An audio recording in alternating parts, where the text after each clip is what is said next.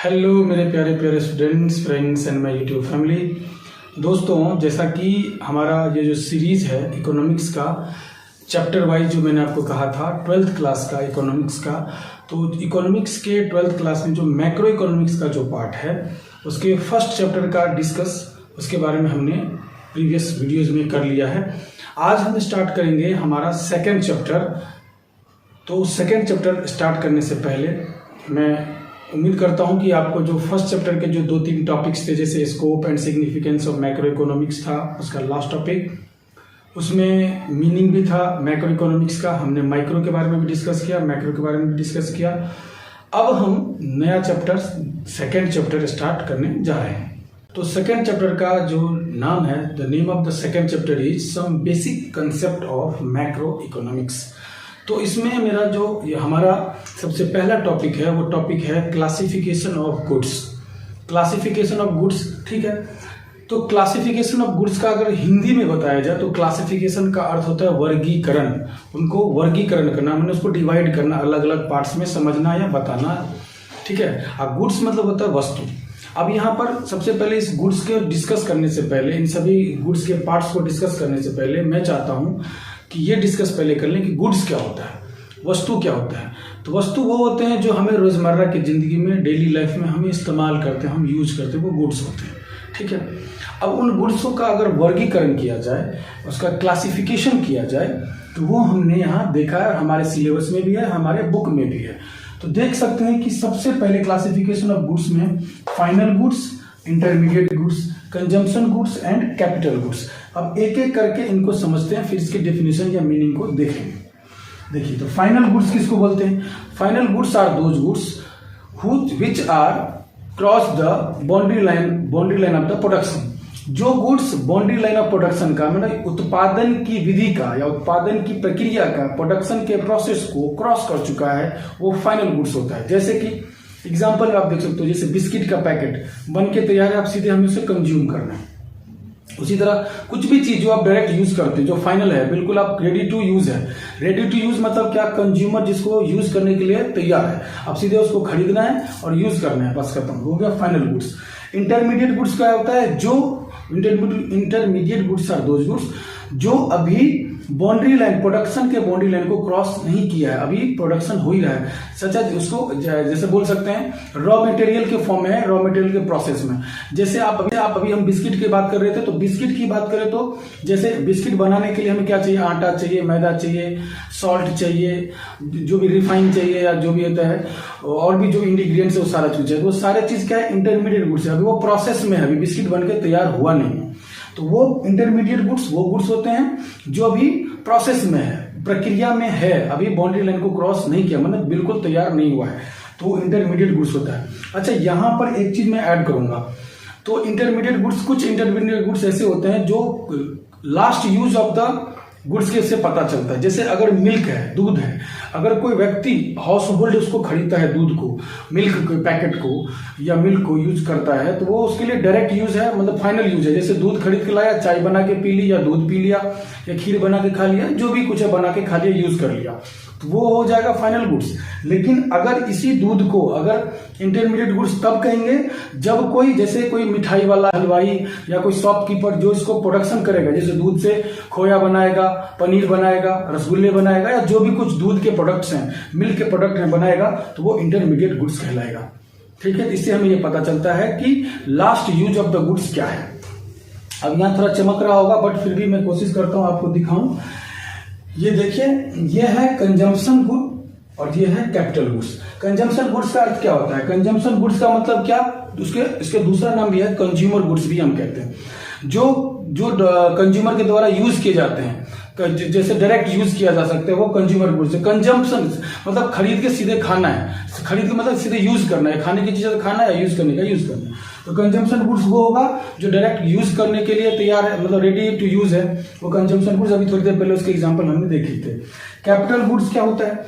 Capital goods मतलब होता है, इसको बोलते हैं पूंजीगत वस्तु या पूंजीगत, मतलब जैसे कि प्लांट, मशीनरी, जो प्रोडक्शन में सहायक होता है, हेल्पफुल होता है, उसको बोलते हैं कैपिटल गुड्स। इसके वैल्यू बाद में जाकर के कम भी हो सकती है, डेप्रिसिएशन उसको जब डिटेल में भी देखेंगे तो पता चल जाएगा।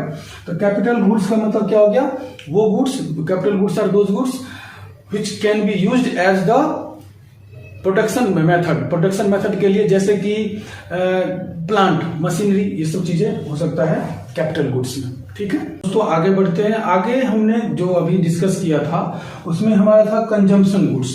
तो कंजम्पशन गुड्स के भी कुछ पार्ट्स हैं, तो कंजम्पशन गुड्स के कुछ पार्ट्स हैं, उनको डिस्कस कर लेते हैं एक एक करके। तो कंजम्पशन गुड्स का सबसे पहला जो पार्ट है, सबसे पहला पार्ट है ड्यूरेबल गुड्स। नाम से पता चलता है ड्यूरेबल मतलब क्या, जो ज्यादा समय के लिए ड्यूरेबल हो। तो आपने सुना भी होगा एक सेल आता है, बैटरी आता है ड्यूरा सेल करके, उसका नाम ही रखा है ड्यूरा सेल कि मतलब ज्यादा देर तक चले, ज्यादा अवधि के लिए चले, ज्यादा समय के लिए चले।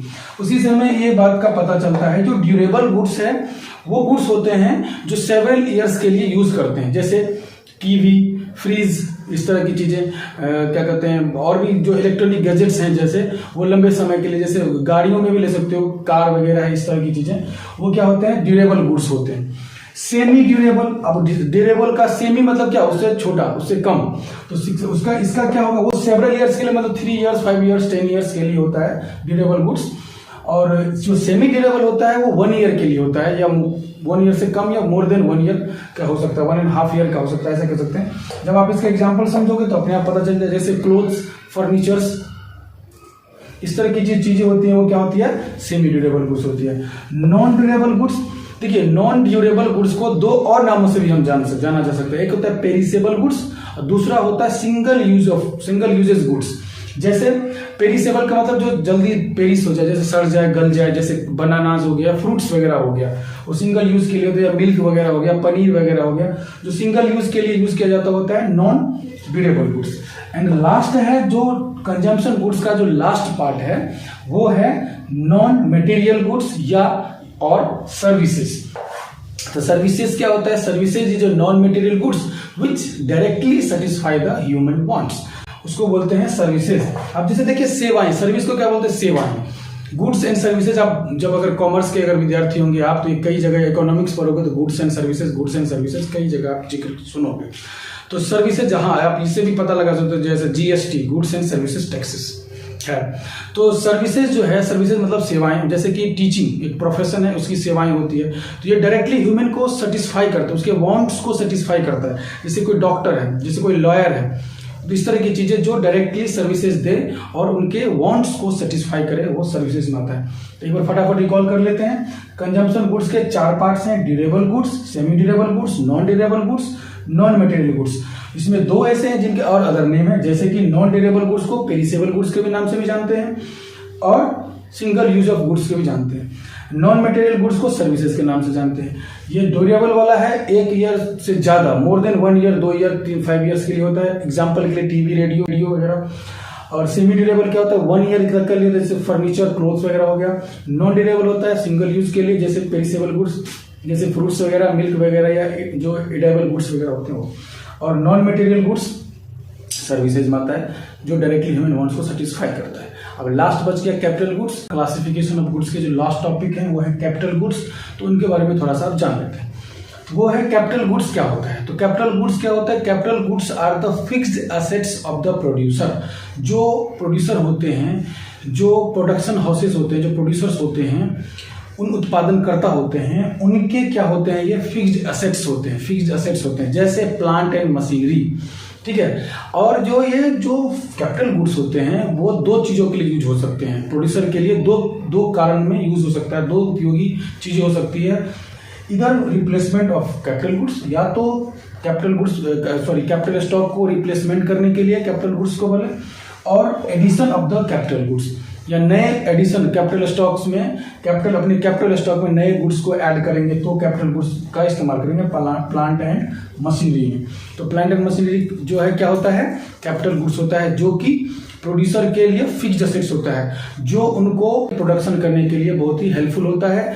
जैसे जो भी रॉ मटेरियल है उसको, जो अभी हम फाइनल गुड्स पढ़े थे, तो फाइनल गुड्स कैसे तैयार होता है, कैपिटल गुड्स के ही सहायता से, या कैपिटल गुड्स के ही यूजेज से, ठीक है, तो ये यहाँ पर खत्म होता है और नेक्स्ट टॉपिक जो है हम नया सेशन में देखते हैं, इसके आगे का इन्वेस्टमेंट, स्टॉक फ्लो, ये सब। ठीक है, आई होप यहाँ तक की चीज़ें आपको समझ आई होगी।